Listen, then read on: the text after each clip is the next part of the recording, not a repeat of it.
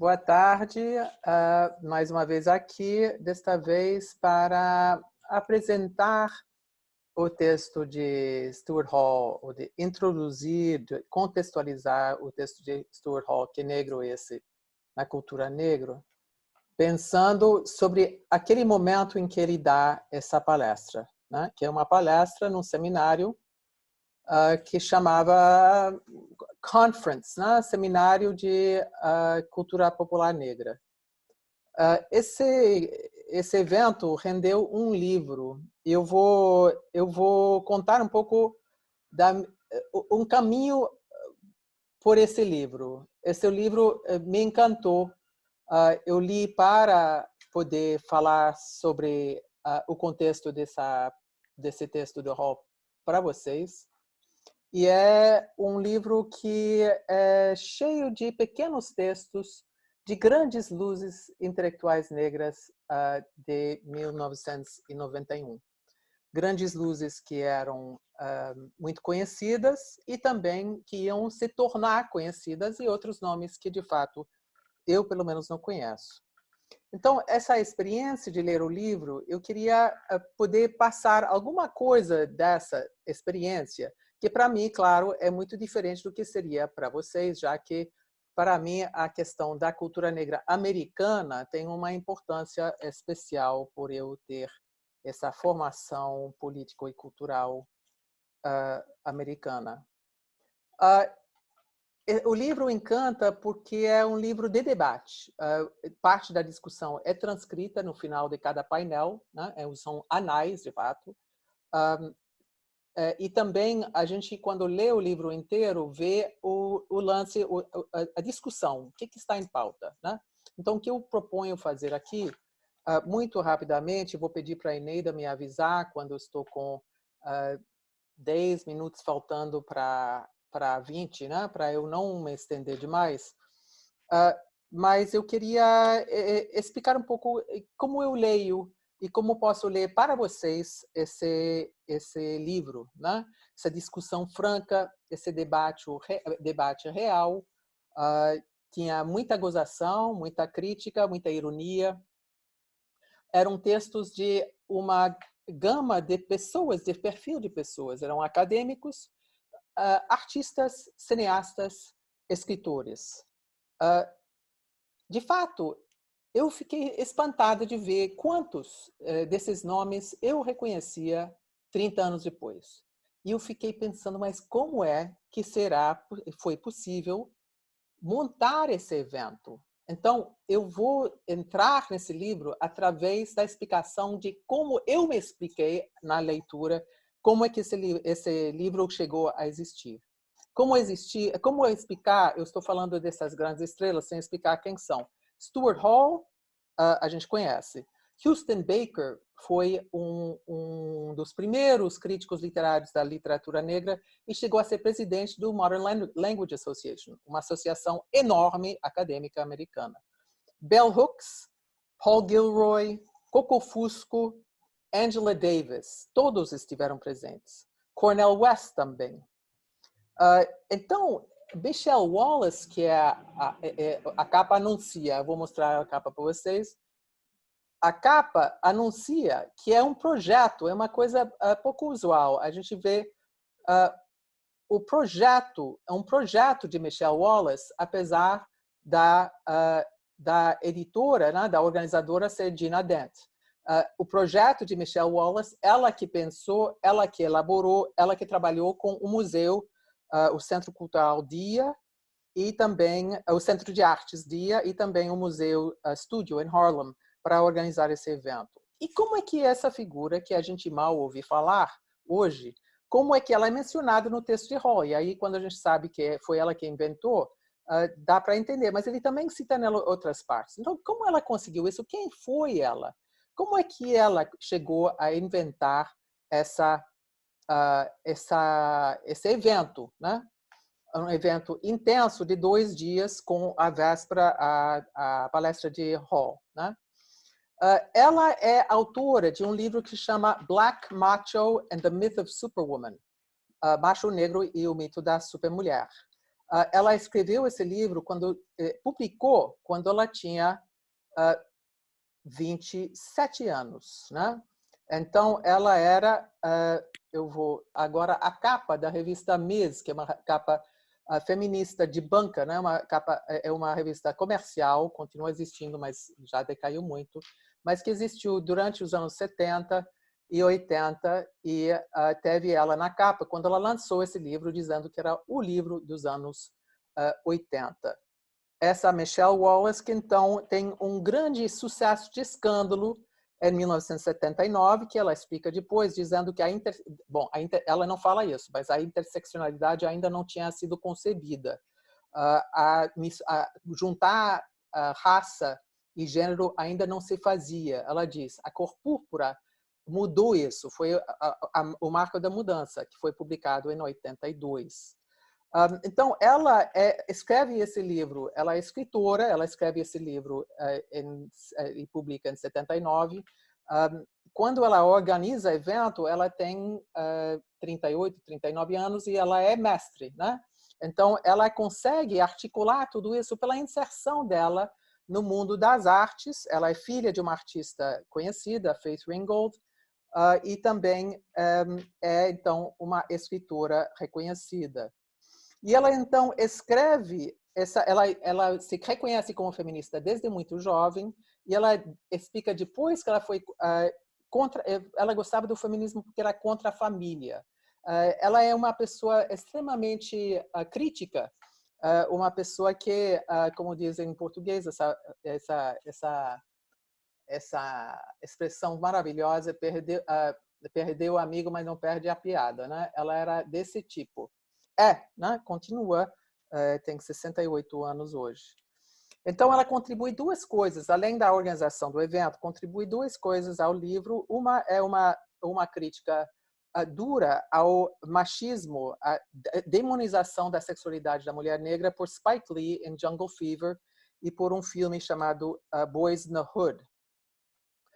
Ela propôs o seminário, ela disse que o que ela queria era alimentar a prática crítica entre intelectuais negros e que ela queria fazer um evento onde tivesse um equilíbrio de gênero.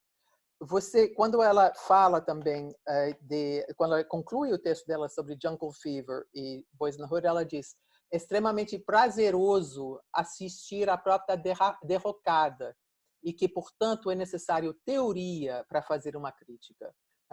Ela fala da necessidade de teorizar essa cultura popular negra que é desse cinema, né? Eu vou suspender um pouco a discussão dela, mas explicando então até agora como é que esse evento tão cheio de luzes foi organizada por uma pessoa que, pelos critérios acadêmicos, que a gente já sabe não são necessariamente os mais confiáveis, é uma pessoa júnior, né? Ela continuou dando aula, deu aula em educação de adulto na City University of New York. Ela é já aposentada, mas ela sempre, vocês veem que viveu nas beiradas, mas sempre com um grande grau de marcação de posição. Quem então falou o que aí? Eu vou dar alguns traços básicos do que o livro contém. Tem várias pessoas, tem 3 pessoas do Centro de Estudos Culturais de Birmingham. Hall, Gilroy e uma mulher que chama Hazel Carby. Isaac Julian é o 4º britânico. Ele é um cineasta de cinearte que teve um papel importante nos anos 80 na Grã-Bretanha, numa espécie de num movimento de cultura visual, né, de fotografia e de cinema, que então foi comparado nesse evento, nesse seminário, com o da Harlem Renaissance. Então, é de grande importância para a diáspora negra esse movimento de fotógrafos e cineastas dos anos 80, no qual o Hall teve um papel importante como crítico e alavancador, né? Teve também cientistas sociais, tem um que disse, eu vou só dar um exemplo, tem dois, um sociólogo da cidade que diz que a quarta característica da cultura negra, lembra que a Hall fala de três: a importância do estilo, não como invólucro, mas como a própria questão em jogo, a centralidade da música como a lógica do pensamento e a estrutura básica da cultura, e o corpo como tela de representação. E o John Jeffries acrescenta a cidade como o local do remix, né? Desses repertórios que o Hall está falando.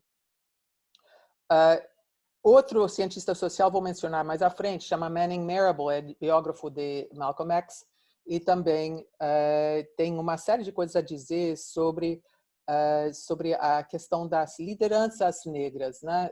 Ele analisa como no momento, e esse é um ponto importante, eles estão falando em 1991, eles estão falando no momento depois de um longo reinado de presidentes americanos republicanos e um estrangulamento dos ganhos dos anos 60 para os negros. Um empobrecimento, um achatamento do acesso à universidade e uma espécie de desânimo, né, que um dos conferencistas vai chamar de niilismo, né, que isso Manning Marable fala de como a liderança concebida como uma representação política para mudar leis, para mudar instituições, já não servia, porque essas figuras que atuavam nessas instâncias não tinham o vínculo orgânico que eles tinham com a população negra pobre que tinham durante a segregação. Então, quando a segregação, de fato, por lei, e muito de fato, quando essa classe média instruída negra consegue abrir as fronteiras para outros vínculos, né, fora desse vínculo obrigatório com a população negra, aí ela perde a representatividade nas instâncias políticas. Teve também cineastas. Arthur Jaffa é um dos que me chamou a atenção, porque ele é, de fato, uma das pessoas que fez Formation, de Beyoncé, o videoclipe recente. Mas ele também trabalhou com Solange, a irmã de Beyoncé, e com Jay-Z, né? É o cineasta da família. Então, essa figura é muito engraçada no texto dele, tira sarro da ideia de que o prazer negro é inferior ao sua alegria, que é uma ideia proposta no início por outro conferencista. Também teve, então, críticos literários. Henry Louis Gates estava lá. Teve um músico chamado Greg Tate, que eu não conhecia o nome, que fala sobre Miles Davis como modelo especulativo de negritude, como Miles Davis parece atravessar para um lugar, transcender as amarras e virar um modelo da possibilidade cultural negra. O encontro começa, então, com esse pregador, Cornel West, que fala do niilismo da comunidade negra. Ele é pregador, ele é teólogo cristão, ele é professor, ele é ativista, ele é marxista, e ele, então, propõe que tem uma necessidade de uma certa conversão, que o niilismo é algo que tem que ser vencida por amor. E Angela Davis, então, chega no final. É engraçado depois de ler como tem um pregador cristão no início e um pregador comunista no final, né? Então, ela fala no final sobre a experiência dela no movimento de Black Power nos anos 60 e 70 e como ela contestava sempre o machismo do qual ele é acusado por Michelle Wallace e outros, mas que então ela fala que essa herança da contestação do machismo e da homofobia desapareceu da história oficial e que ela quer revivificar isso. Então, isso é um pouco de quem falou e do que falaram. Eu queria também falar um pouco mais dessas circunstâncias políticas, porque isso me parece que está fora de cena, mas também está no entretexto do que eu li. a questão do recuo, né, do retrocesso depois dos anos 60, sentido imediatamente depois ou com o assassinato de Martin Luther King, essa fileira, né, de presidentes republicanos com um intervalo único de Carter, de 4 anos, a situação socioeconômica com o aumento da pobreza, os cortes orçamentários para todo o trabalho com artes. Tem um artigo super interessante no livro sobre o movimento artístico em Detroit, logo no momento em que estava em decadência econômica. Isso, então, é o quadro político-cultural que eu já falei sobre a análise que você fez da dificuldade de encontrar lideranças agora com essa falta de ligação das lideranças carismáticas e políticas com a base, e cita Jesse Jackson como o último grande liderança desse tipo que teria, quando ele desmantelou a organização eleitoral dele, que ele concorreu à eleição presidencial em 84, em 88, quando ele desmantelou essa organização, ele botou o pá de cal em cima esse antigo estilo de liderança. Então, essa é uma espécie de beco sem saída que estamos vendo, com algumas esperanças aí, algumas tentativas de ver, e esse ingrediente engraçado, que é um ingrediente britânico, que fala a partir de uma situação e um nós bastante diferente, às vezes bastante discordante. Um tema que perpassa, que eu acho que é interessante pensar, porque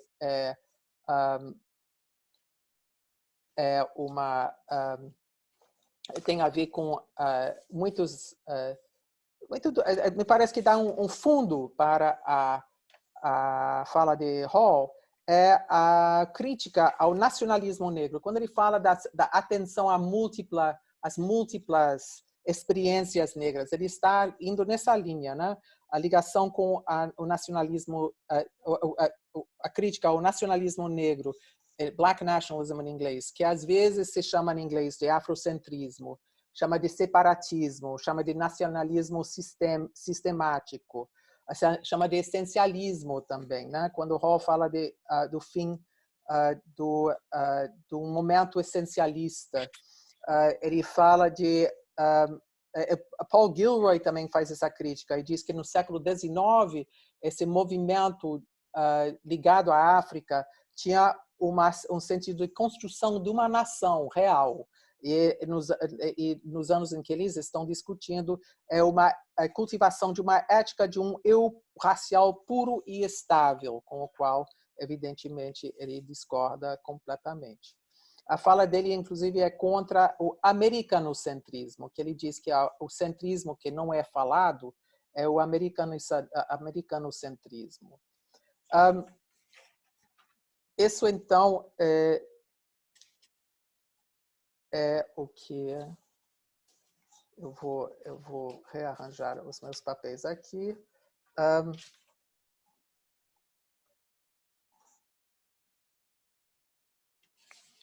Aí, então, o que eles, por fim, o que eles querem dizer com a cultura negra, cultura popular negra? Eles querem dizer praticamente tudo o que tem de produção estética. Querem dizer arte, querem dizer fotografia, querem dizer cinema comercial, querem dizer... o cartaz do seminário foi uma foto do candidato, ou então candidato e depois juiz da Corte Suprema, Clarence Thomas, negro, e Anita Hill, que é uma advogada e professora de direito, que acusou ele de ter assediado ela sexualmente, que criou um embate enorme, porque era uma manobra de George Bush, presidente, para inserir um negro na Corte Suprema que era conservador. Então, a distinção que se fez foi por Manning Marable, era a diferença entre raça e etnicidade. Racialmente, Clarence Thomas seria negro. mas etnicamente, em termos de cultura, ele não era, né? Então, essa era o que isso gerou um festival mediático, né? Um negro contra uma negra. E o difícil, né? Por que seria que a Michelle Wallace colocou isso no cartaz? Porque isso também para ela era cultura negra. É cultura política negra, mas é cultura importantíssima, porque a boa parte da população negra nesse embate apoiou Clarence Thomas. Então, ele declarou que ele estava sendo linchado, né, por essa acusação.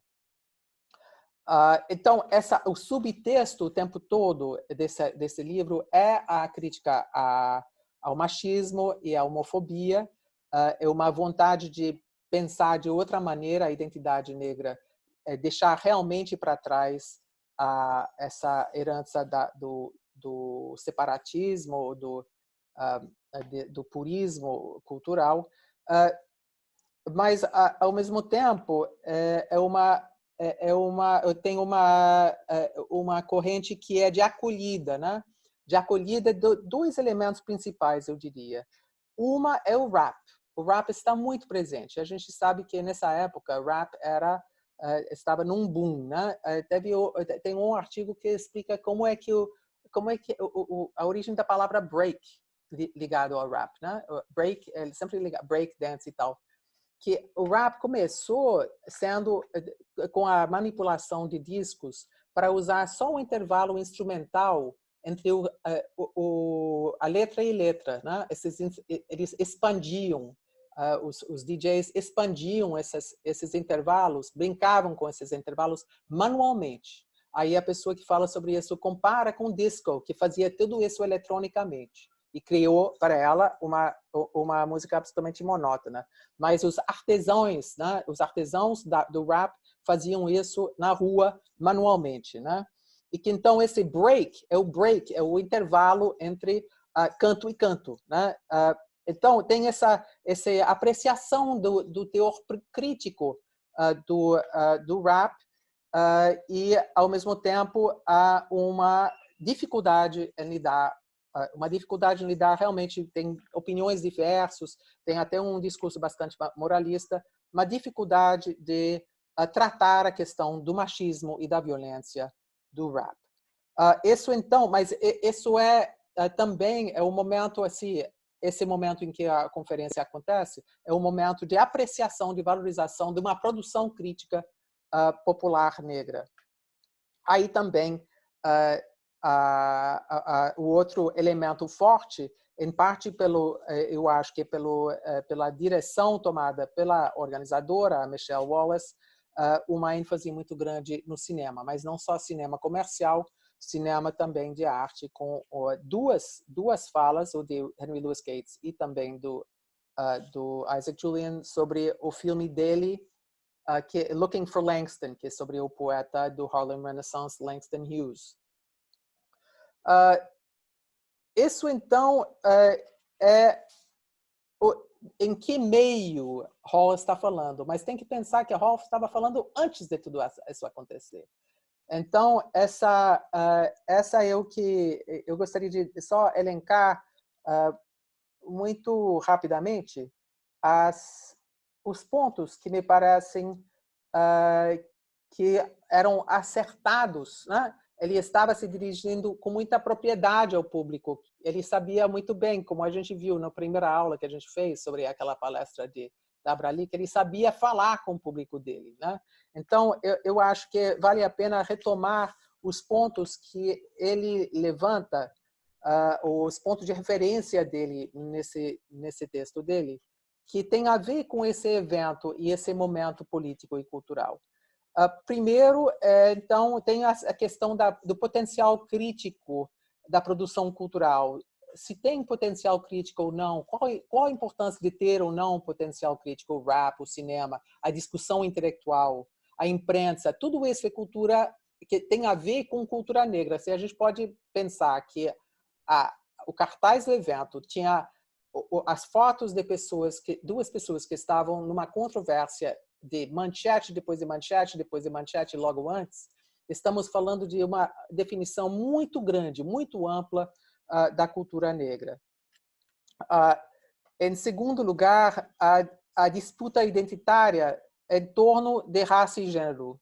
A interseccionalidade parece que, pelo menos provisoriamente, tem conseguido resolver, né? Como pensar isso, mas isso é uma questão que está aí sendo discutida. E, em terceiro e último lugar, a consciência permanente da imobilidade das instituições e da força do racismo institucional. Como é que a branquitude funciona? Esse é um tema constante no evento e me parece que está aí implícito em algumas coisas que o Hall fala. E sobre isso eu quero falar mais quando eu falar sobre o próprio texto, mas me parece que foi um evento extremamente interessante, foi assim, ler os textos desse evento é extremamente interessante por causa dessa preocupação constante com o contexto institucional em que as coisas se realizam, né? Com os discursos têm o seu espaço, seus lugares, né? Então é isso que eu queria falar por enquanto. Espero ter podido passar alguns dos pontos interessantes dessa obra de 350 páginas e algumas das figuras que emergem da leitura, que são realmente figuras brilhantes e fascinantes. Muito obrigada, é isso por enquanto.